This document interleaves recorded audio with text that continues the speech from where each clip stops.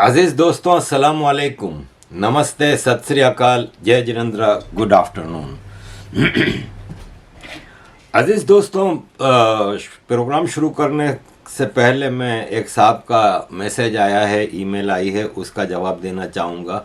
काफ़ी तफसीली ईमेल है कि योगी जी के राज में जो एक्स्ट्रा जुडिशल किलिंग हुई है उस पर, और फिर गब्बर सिंह की मिसाल दी है कि गब्बर सिंह ठाकुर के हाथों गिरफ्तार हुआ था। ठाकुर चाहता तो उसको मार देता, लेकिन उसने नहीं मारा, और नतीजा ये निकला कि ठाकुर के पूरे परिवार को गब्बर सिंह ने मार दिया। तो उन्होंने कहा है कि एक्स्ट्रा जुडिशल किलिंग को मैं पसंद नहीं करता, लेकिन इस सब का हल क्या है? तो हल यही है भाई साहब, जो योगी मॉडल है, पूरे भारत में योगी मॉडल अपना दें, सब ठीक हो जाएगा। योगी जी के पिछले 6 साल में कोई दंगा फसाद नहीं हुआ यूपी में। योगी जी के पिछले 6 साल में एक बार भी ना हिंदुओं के किसी जुलूस के ऊपर पत्थरबाजी हुई है, ना मुसलमानों के। सब भाईचारे से रह रहे हैं। कैसे रह रहे हैं भाई? इसलिए कि उन्होंने कानून को सख्त किया है। एक्स्ट्रा जुडिशल किलिंग्स जो हो रही हैं वो फेक नहीं है, वो जेन्युइन है। उसका नतीजा यही होता है कि आपके ऊपर अगर कोई फायरिंग करेगा तो आप अपनी सिक्योरिटी फोर्सेस को फ्री हैंड दें। फ्री हैंड नहीं देंगे तो फिर यही होगा कि गैंगस्टर बनेंगे, अतीक अहमद जैसे 40-40 साल तक राज करेंगे, अपनी गुंडागर्दी के बल पे 6-6 बार एमपी बनेंगे और लूटमार करेंगे, 11,000 करोड़ की प्रॉपर्टियां बनाएंगे। अगर आप टाइमली इनको डिफ्यूज़ कर दें तो वही हल है। एक आदमी जो कि गैंगस्टर हो, उसका आप उसके ऊपर रहम नहीं कर सकते। मैं ये नहीं कह रहा कि उसके ह्यूमन राइट्स नहीं है, लॉ है, सब कुछ है।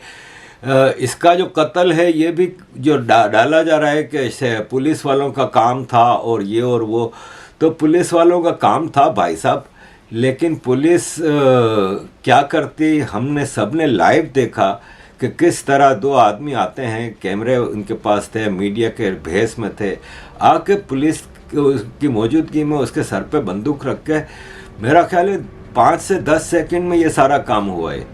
अब ये सवाल कि पुलिस ने जवाबी फायरिंग क्यों नहीं की, तो जवाबी फायरिंग उस वक्त करते जब वो मुकाबला करते, जो जिन्होंने अटैक किया था उनका काम था उन दोनों को मारना।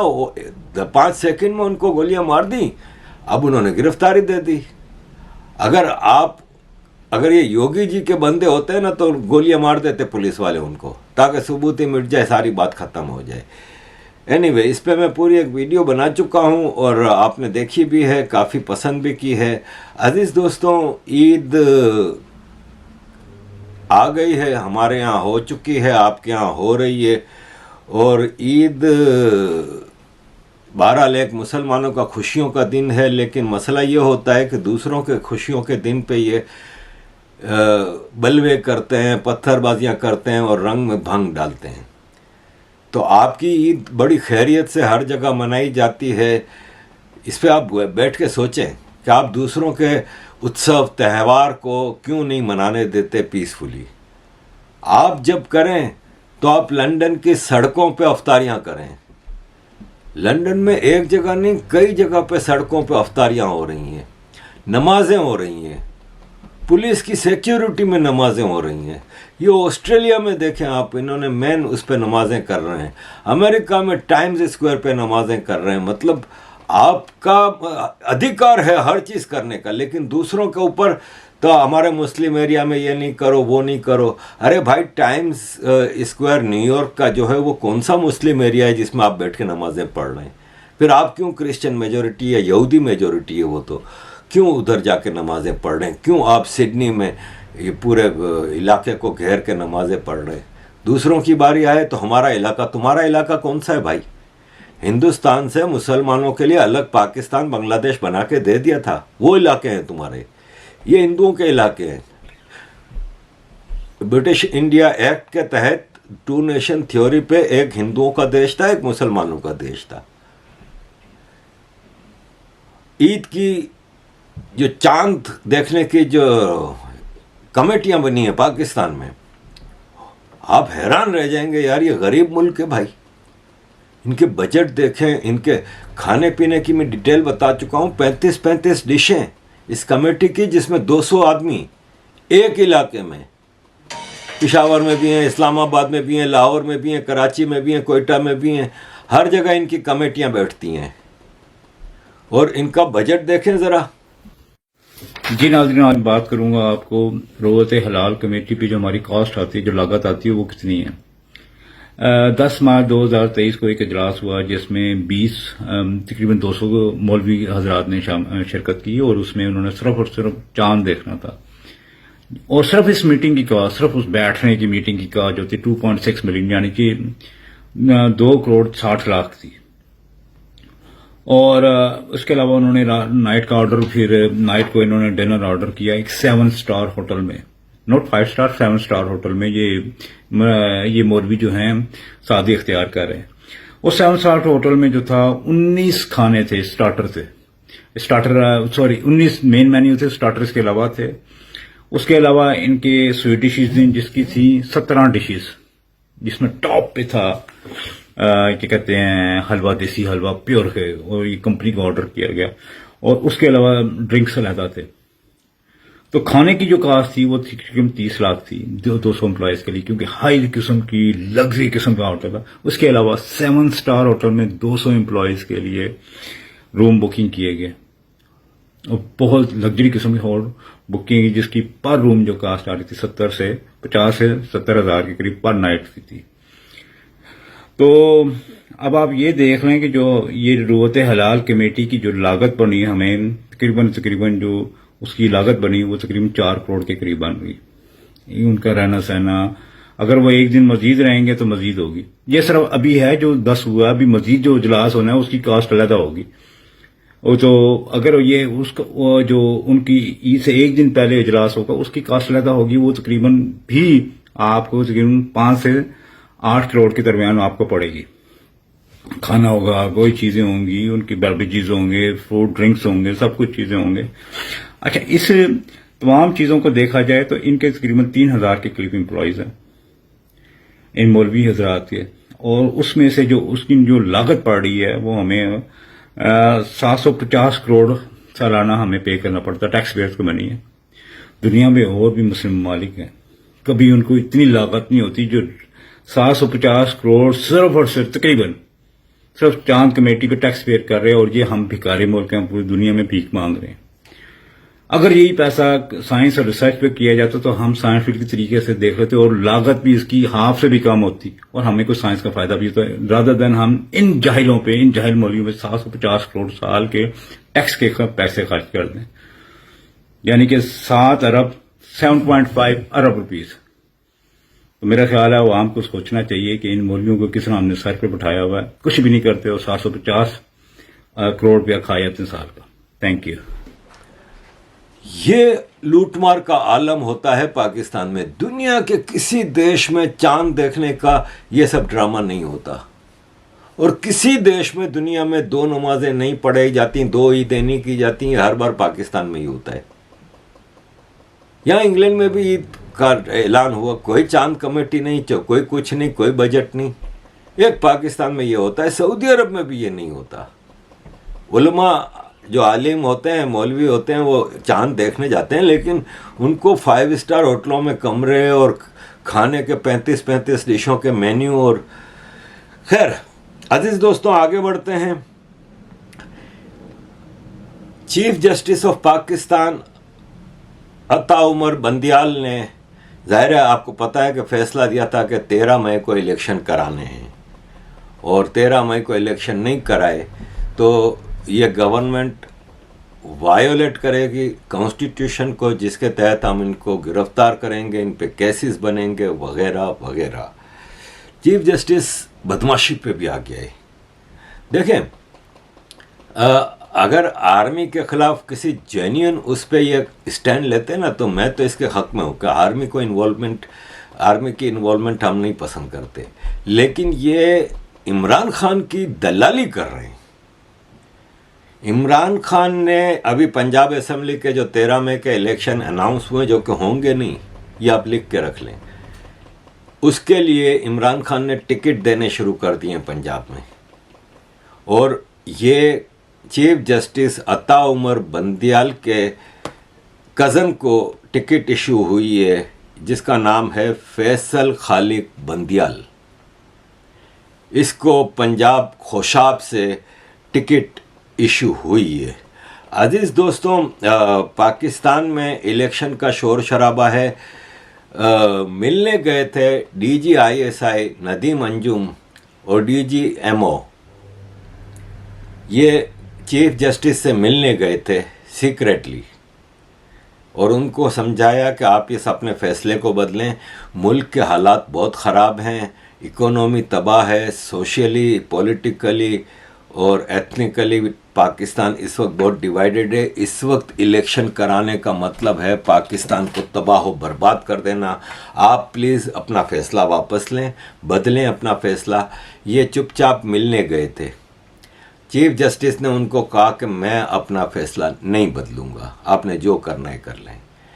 और फिर बाद में चीफ जस्टिस ने स्टेटमेंट इशू किया मीडिया को कि ये मुझसे मिलने आए थे, ये कोर्ट में खड़े होकर क्यों ये बातें नहीं कर रहे, मुझसे चुपचाप मिलने क्यों आए थे, और मैं अपना फ़ैसला नहीं बदलूंगा।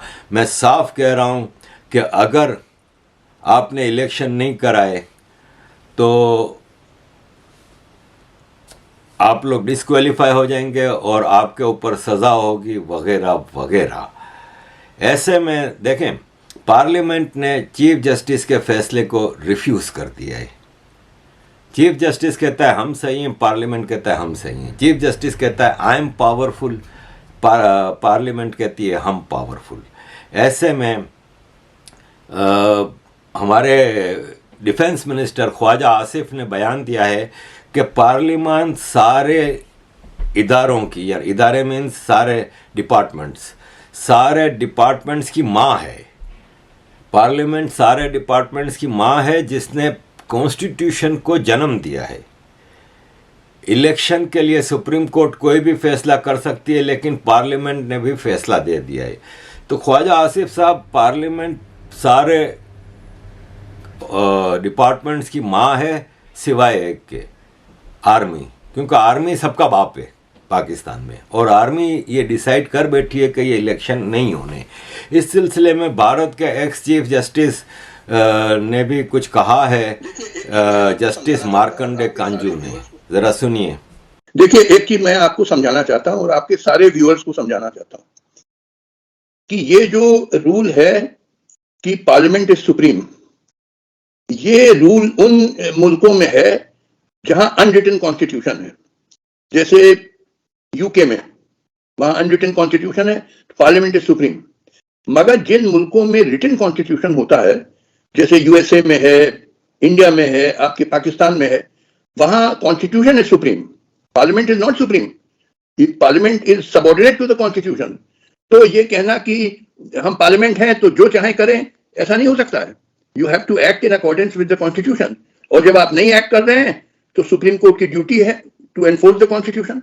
तो लिहाजा ये बिल्कुल गलत बात है ख्वाजा आसिफ की, या जो भी कहें कि भाई पार्लियामेंट इज सुप्रीम और जो पार्लियामेंट कहे वही होना है, ये गलत है। This is only in countries with unwritten constitution like in England.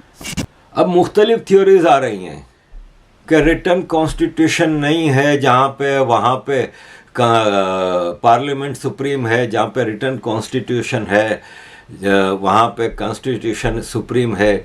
लेकिन कॉन्स्टिट्यूशन में अमेंडमेंट का हक तो पार्लियामेंट को है ना, तो फिर कॉन्स्टिट्यूशन सुप्रीम नहीं हुआ। कॉन्स्टिट्यूशन इस, देखिए, कॉन्स्टिट्यूशन बनाया है पूरे rules of law, rules of procedures के लिए सब कुछ, लेकिन आफ्टर ऑल पार्लियामेंट इस कॉन्स्टिट्यूशन की नाक कान सब मोड़ सकती है।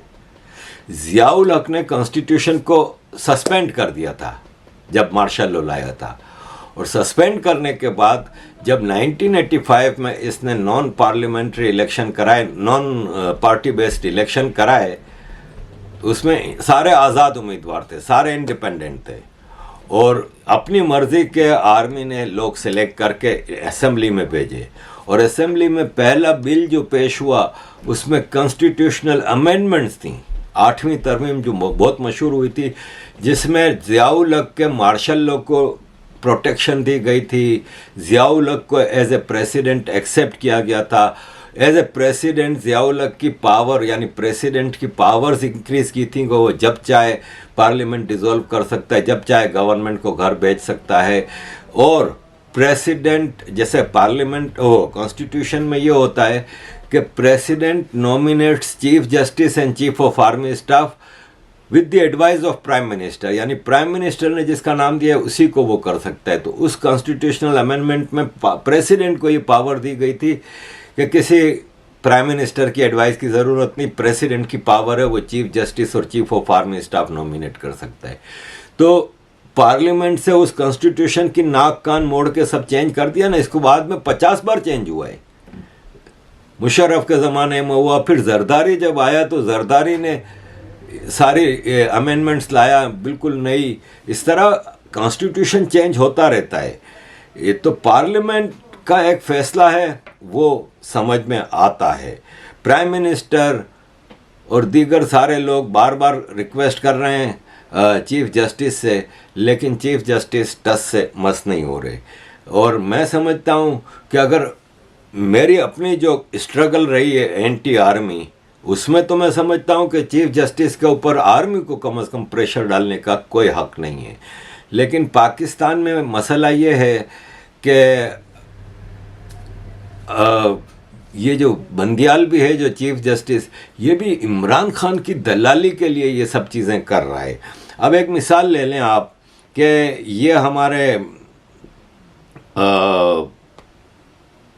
1956 में पाकिस्तान का पहला कॉन्स्टिट्यूशन बना था और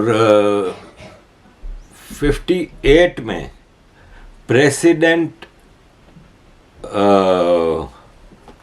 सिकंदर मिर्ज़ा ने अयूब खान, जो कि उस वक्त आर्मी का चीफ था, उसको प्राइम मिनिस्टर घोषित कर दिया।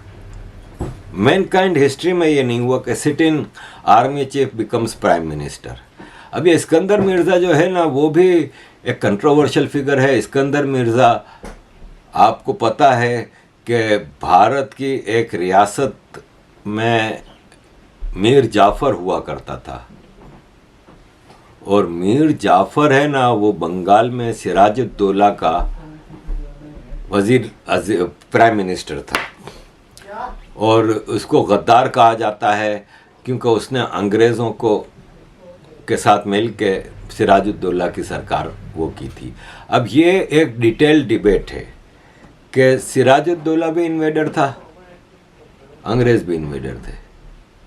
इसमें हिंदुस्तानियों के लिए तो दोनों ही इन्वेडर थे, तो मुसलमानों के लिए तो वो गद्दार करेक्ट वर्ड होता है, बाकी तो सही है।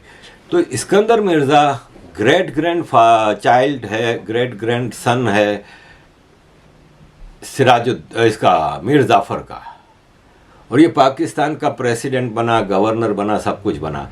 इसने अयूब खान को प्राइम मिनिस्टर घोषित किया 1958 में 27 अक्टूबर को। इसके 13 घंटे बाद अयूब खान ने कॉन्स्टिट्यूशन को ख़त्म कर दिया, सस्पेंड भी नहीं, डिसॉल्व कर दिया। सिकंदर मिर्ज़ा की गवर्नमेंट ख़त्म कर दी, खुद प्रेसिडेंट बन गया पाकिस्तान का, और chief of army staff, chief marshal law administrator बन गया। अजीज़ दोस्तों, इसके बाद आपको पता ही है कि आर्मी किस तरह रूल करती रही है इस कंट्री पे। अब हम इमरान खान की बात करें ना, इमरान खान का दोगला किरदार बार बार मैं आपको बताता हूँ। तो देखें, उसी अयूब खान का पोता, अयूब खान का बेटा गौहर अयूब भी मुख्तलिफ सरकारों में मिनिस्टर रहा, और गौहर अयूब का बेटा अयूब खान का पोता उमर अयूब इमरान खान की पिछली सरकार में मिनिस्टर था, और अभी भी इमरान खान की पार्टी में है। इसी तरह एक और आर्मी चीफ मार्शल लॉ लाने वाला एक बदबूदार किरदार, आज टेररिज्म पूरी दुनिया में जो फैला है अमेरिका की मदद से, अमेरिका के इशारे पे, वो ज़ियाउल हक ने फैलाया था। उसी ज़ियाउल हक का बेटा इजाजुल हक भी पीटीआई में है। तो तो इमरान खान की कौन सी स्ट्रगल कि हम जिया और अयूब खान के पॉलिटिकल किरदार को, तो एक बार इनके बेटों को भी ज़रा कहो कि वो भी कहें कहाँ हमारे बाप ने और हमारे दादा ने गलत किया था। इजाजुल हक तो आज भी कह रहे हैं कि मैं ज़ियाउल हक की अपने बाप के मिशन को लेके आगे बढ़ रहा हूँ, तो पीटीआई में रह के वो आगे बढ़ रहा है। तो इमरान खान का तो अपना कोई मिशन है नहीं। शाह महमूद कुरैशी के का बाप है ना जो, वो ज़ियाउल हक के ज़माने में गवर्नर पंजाब था। आज एक आयरनी, क्योंकि मैं आयरनी की बात कर रहा हूं, फवाद चौधरी साहब आज जो है वो मीडिया से खिताब कर रहे थे, और मीडिया से बाकी तो उन्होंने बातें की सो की, एक बड़ी इंटरेस्टिंग लाइन मैंने पिक की उनकी, मैं सुन रहा था, मैंने एक बड़ी इंटरेस्टिंग लाइन उनकी पिक की। उन्होंने कहा जी वो लोग जिन्होंने फातिमा जिन्ना का साथ नहीं दिया था, अयूब खान के साथ खड़े हुए, उनकी नस्लें भी आज शर्मिंदा हैं। मैं दोबारा रिपीट करता हूं, वो लोग जिन्होंने फातिमा जिन्ना का साथ नहीं दिया था, अयूब खान के साथ खड़े हुए, उनकी नस्लें भी आज शर्मिंदा हैं। अयूब खान की तीसरी पीढ़ी आज पाकिस्तान तहरीक इंसाफ में। तो कभी उमर अयूब साहब जो वजीर भी थे इमरान खान साहब के, कभी जाके फवाद चौधरी साहब ने उनसे पूछा कि शर्मिंदा हैं आप अपने दादा के किए के ऊपर, कि किस तरह उन्होंने जमहूरियत का शब खून मारा था और किस तरह एक डिक्टेटर के तौर पे इस मुल्क के ऊपर हुक्मरानी करते थे? कभी पूछा जाके उमर अयूब साहब से? कभी आपने, नस्लों की बात हो रही है, कभी आपने जाके पूछा ज़ियाउल हक के बेटे से जो आज पाकिस्तान तहरीक इंसाफ में आ चुके हैं, कभी उनसे पूछा जाके आपने कि आपको अपने वालिद के किए के ऊपर शर्मिंदगी है कि किस तरह उन्होंने मार्शल लॉ लगाया इस मुल्क के अंदर, और साथ ही साथ एक इलेक्टेड प्राइम मिनिस्टर को, उसी इलेक्टेड प्राइम मिनिस्टर को जिसकी जमात पाकिस्तान पीपल्स पार्टी है, वही जमात जिसमें एक जमाने में फवाद चौधरी साहब हुआ करते थे, भूल गए अपनी सारी वो बातें जब वो पाकिस्तान पीपल्स पार्टी में हुआ करते थे। तो पूछा उनसे ज़ियाउल हक साहब के साहबजादे से, इजाजुल हक साहब से, कि शर्मिंदगी है आपके वालिद साहब ने जो किरदार अदा किया, कोई है शर्मिंदगी? तो ये ज़िया की बाकियात, अयूब की बाकियात लेके इमरान खान चल रहा है, इससे ये पाकिस्तान में रिवॉल्यूशन ला रहा है। इसीलिए मैं बार बार इमरान खान को अपोज करता हूँ कि इमरान खान एक बदबूदार कैरेक्टर है और इससे आप अच्छाई की उम्मीद नहीं रख सकते। देखें, इसने पाकिस्तान की इकोनॉमी तबाह की, पाकिस्तान की डेमोग्राफी का नुकसान पहुंचाया। इसके ज़माने में बलोचिस्तान में भरपूर ऑपरेशन चलते रहे, इसके ज़माने में पख्तून एरियाज़ में भरपूर ऑपरेशन चलते रहे।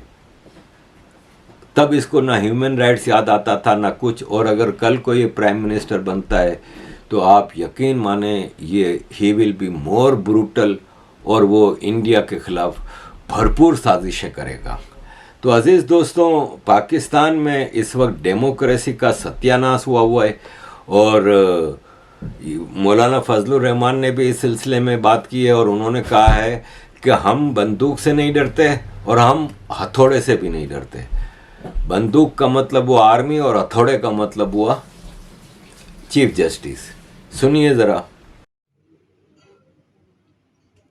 हम इस पूरे अमल को गैर सियासी अमल कहते हैं। फिर ये हो जाएगा तो फिर ये हो जाएगा, तो फिर बिसात निपट जाएगी, तो फिर पता नहीं क्या हो जाएगा, तो फिर क्या। कब तक हमें इन बातों से गुमराह किया जाता रहेगा और कब तक हमें इन बातों से ब्लैकमेल किया जाता रहेगा?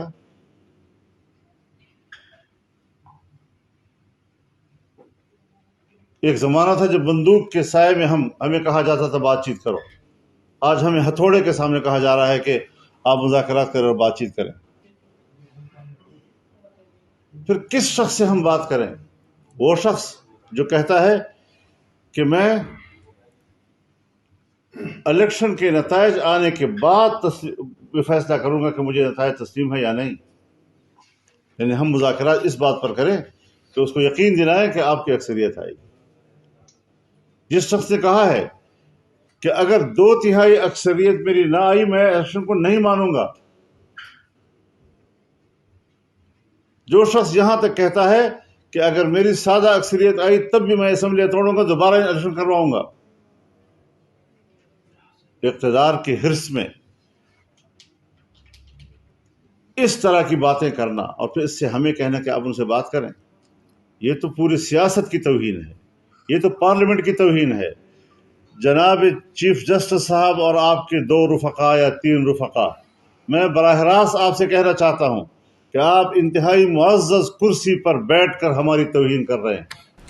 तो अजीज़ दोस्तों, ये सारी कहानी है और इसमें बस ये है कि मैं मज़ीद आपको क्या बोलूं, पाकिस्तान में मार्शल लॉ के चांसेस दिन ब दिन बढ़ते जा रहे हैं, क्योंकि पाकिस्तान के पास कोई चांस नहीं है। इकोनॉमी का मतलब पाकिस्तान में इस वक्त खुशियों की लहर दौड़ रही है, क्योंकि $300 मिलियन की एक और लोन पास हो गई चाइना से। तो अब आपके जो फॉरेन एक्सचेंज रिज़र्व हैं वो 4.8 तक पहुंच गए। पाकिस्तान में खुशियों के नारे लग रहे हैं।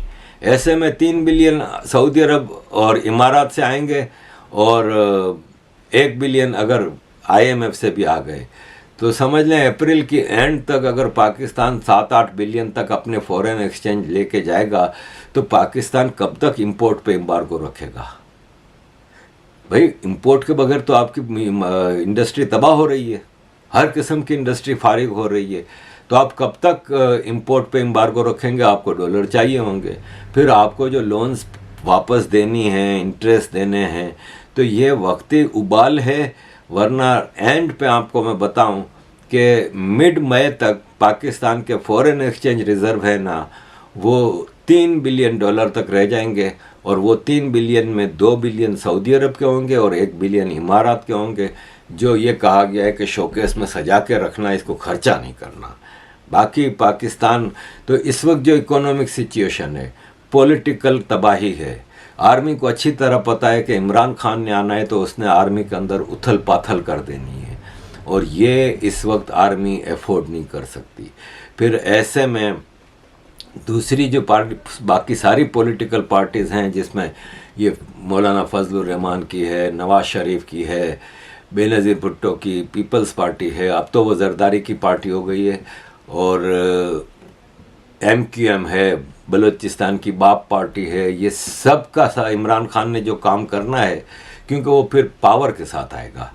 तो मैं नहीं समझता कि आर्मी के पास अब कोई और रास्ता रह गया है सिवाय technical martial law, technocrat government के, और कोई रास्ता नहीं बचा। अजीज़ दोस्तों, thank you very much for all your support. Keep supporting.